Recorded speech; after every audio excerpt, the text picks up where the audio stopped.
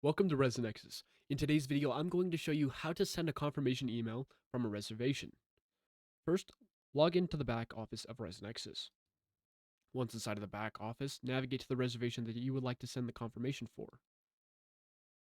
Once inside of the reservation, on the right-hand side, you will see Confirmation.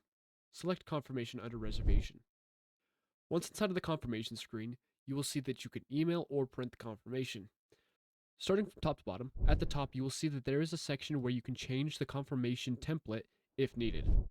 Under that, you can select the checkbox to customize the email subject if you would like. Under that is the personalized notes section, and please note that you will need the notes tag inside of your confirmation email for it to show up. And HTML is not allowed inside of the personalized notes.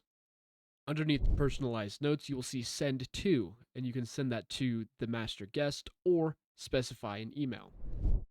Underneath send to, you will see detail level, and this will have either the complete detail level of the confirmation or details specifically for your master guest.